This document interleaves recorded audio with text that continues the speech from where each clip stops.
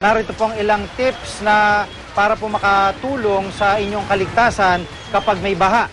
Magmatsyag sa mabilis na pagtaas ng tubig sa inyong mga lugar. Alamin din kung ano mga emergency instruction ng lokal na pamahalaan ukol dito. Bago pa man tumaas ang tubig, siguraduhin makakalikas sa ligtas na lugar. At para maiwasan po yung electrocution o pagkakakuryente, ay isarado ang main switch ng kuryente at tiyaking nakalak ang bahay. Kung lagpas tuhod na ang baha, huwag nang tumawid sa ilog.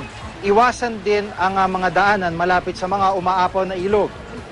Sa gitna ng pagbaha, siguraduhin lutuin ng maigi ang pagkain dahil kung may mga tira, takpan itong mabuti upang makaiwas sa kontaminasyon.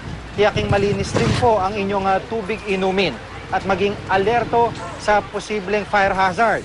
I-report ang mga sirang linya ng telepono, kuryente at maging tubig. Magkaroon din ng listahan ng mga importanteng numero na maaaring tawagan. Iwasan rin pong makiusyoso sa mga rescue operation sa lugar ng di nakakaabala. Kung kayo po'y natrap sa inyong lugar sa gitna ng baha, siguraduhin may nakandang lifeline kit na ang laman po, ito po importante ito, ang sumusunod.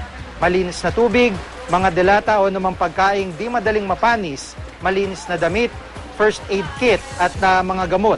Manatiling nakatutok sa radyo, telebisyon upang makabalita po sa lagay ng panahon. At tandaan po, ingatan ang inyong kaligtasan dahil mahalaga po ang buhay ng bawat isa sa atin.